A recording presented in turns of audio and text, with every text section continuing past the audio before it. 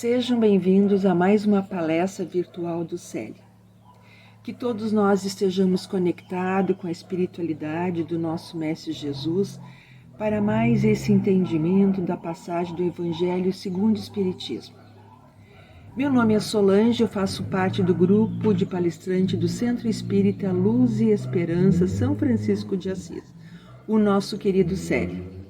Nós também estamos em forma online devido à pandemia. Mas se você precisar de algum atendimento, conecte com o www.celi.com.br. Lá, com certeza, você vai encontrar todos os atendimentos disponíveis que possa ajudar nessa nossa caminhada. Hoje nós falaremos de um tema bastante interessante, o livre-arbítrio e a lei do trabalho. Esse tema está lá no Evangelho segundo o Espiritismo, no capítulo 16, que diz: não se pode servir a Deus e a Mamon. Mamon quer dizer que é o Deus de muitas igrejas com significado bíblico, que descreve a riqueza material e a cobiça. Há muitos itens nesse capítulo que Kardec elege através dos evangelhos, dos ensinamentos dos apóstolos que trilharam na jornada terrena com o nosso Mestre Jesus. Vale a pena ler melhor para esse entendimento. Livre-arbítrio. O que nós entendemos por livre-arbítrio? Lá no Evangelho diz que é a possibilidade de decidir, escolher em função da própria vontade, isenta de qualquer condicionamento, motivo ou causa determinante. É uma das questões que muito indagamos por que Deus nos deu o livre-arbítrio. Afinal, nós nos equivocamos exatamente, com tanta facilidade. E Kardec, no Livro dos Espíritos, faz exatamente essa indagação aos espíritos, conforme está estabelecido na terceira parte, que são as leis morais. E a partir dessas leis é que ele faz a base do Evangelho segundo o Espiritismo. Então, na questão 843, ele pergunta: o homem tem o livre-arbítrio dos seus atos? E o mundo espiritual responde: o homem tem o livre-arbítrio uma vez que ele tem a liberdade de pensar e tem também a de agir. Sem o livre-arbítrio, seríamos uma máquina. Assim, nos dá, como toda a humanidade, a liberdade, a responsabilidade dos nossos atos. Então, tudo que nós decidimos hoje reflete no nosso amanhã. É como o agricultor que colhe o que plantou. Somos responsáveis, então, pelos nossos atos e buscar o conhecimento e tomar as melhores decisões é o melhor caminho. Mas Kardec também contempla a lei do trabalho. E no Evangelho e no Livro dos Espíritos, ele sinaliza a necessidade do trabalho, mesmo algum questionando e vendo como um imposto isso ao homem. Mas na questão 675 do Livro dos Espíritos, ele diz: devemos entender o trabalho apenas às ocupações materiais? Apenas. E aí o mundo espiritual responde: não, porque o espírito também trabalha, assim como o corpo. Toda ocupação útil é trabalho. Toda ocupação útil é trabalho.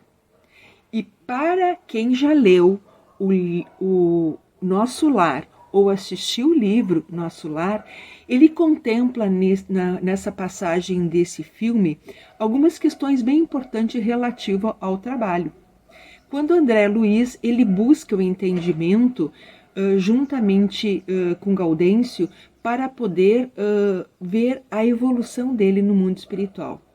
Porque as equipes, eu me lembro muito bem dessa parte que era na Segunda Guerra Mundial, que a equipe espiritual estava preparada para receber irmãos que iriam sair do corpo físico e iam ser destinados no mundo espiritual. E eles estavam sendo convocados para auxiliar naquele momento para ajudar aqueles irmãos que estavam chegando ao nosso lar, para ter o entendimento. Então, André Luiz, ele trata muito bem disso. E nós, nesse momento que estamos vivendo a pandemia, estamos sendo chamados novamente aqui enquanto encarnados para apoiar e ajudar esse mundo espiritual, através de orações, preces, meditações, vibrações, no sentido de poder estar ajudando tantos irmãos que estão passando por tantas dificuldades, através da doença, ela sendo uma ferramenta para um entendimento nosso, para entender a nossa missão, tanto aqui, enquanto encarnados e desencarnados. Mas por que então o trabalho ele é imposto ao homem?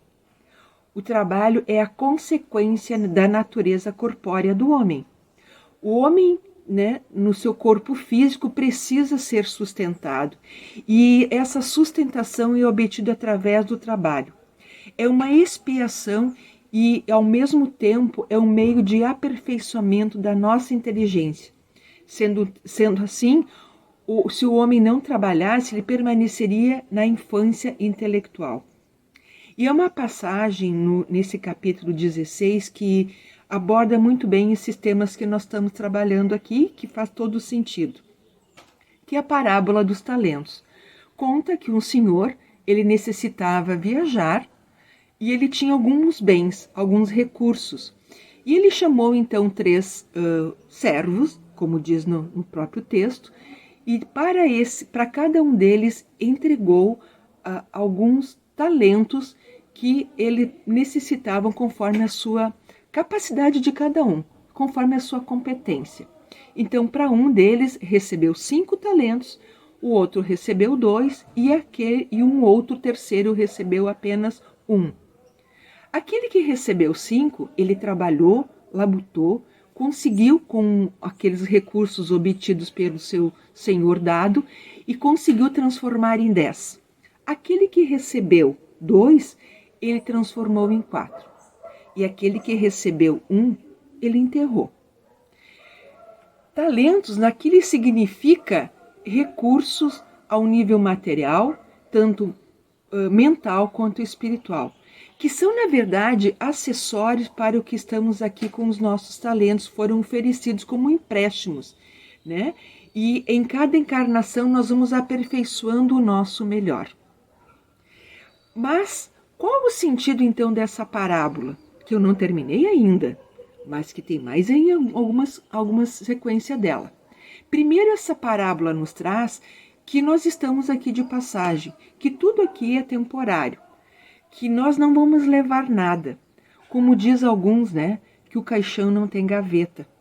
E a matéria, ela é uma ferramenta evolutiva para o homem. É um instrumento para o aperfeiçoamento enquanto encarnado. Então, quando o senhor voltou, ele chamou os 3 servos e foi pedir as contas do que os talentos que ele haviam deixado. Foi prestar conta para com aqueles 3 servos. O servo aquele que recebeu 1 talento, o senhor disse: você enterrou o talento. Por quê? Ele cobrou, queria entender o porquê daquela atitude que aquele servo tomou, de ter enterrado o seu talento.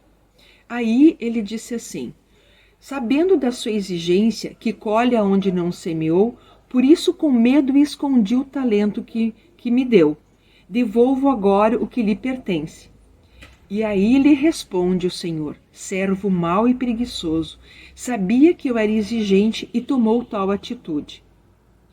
E nessa questão nós perguntamos: quantos medos e até quanta preguiça que nós temos?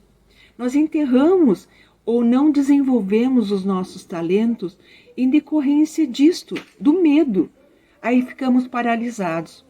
Ou até porque estamos numa zona de conforto e não desenvolvemos, não atuamos nisso, por preguiça. Mas sair da zona de conforto e contribuir com o que nós temos de recurso é o que nos cabe para a nossa evolução espiritual, para a nossa evolução da nossa caminhada terrena, porque isso vai ser cobrado. Quando nós chegarmos no mundo espiritual, nós é que vamos prestar conta a esse Senhor com os recursos que nos foi fornecido. E agradecer esses recursos que nós temos, que nos foi dado. Porque tudo que foi fornecido foi conforme a nossa competência, a nossa capacidade. E cabe a nós retribuir isso à comunidade, à sociedade que vivemos, seja da forma que for. Mas nós devemos sim contribuir para com que o mundo seja melhor.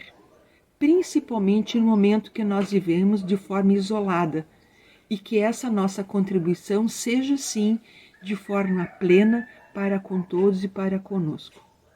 Amarmos nós a nós mesmos para que possamos amar os demais. Burilar esses nossos talentos, burilar essas nossas qualidades, fazendo o nosso melhor. E assim, com essa nossa contribuição, agradecemos a oportunidade de nós estarmos aqui, contribuindo com essa linda mensagem que o nosso Mestre Jesus deixou para todos nós. Tenhamos todos um excelente dia, muito melhor para o mundo que está aí. Muito obrigado, que assim seja.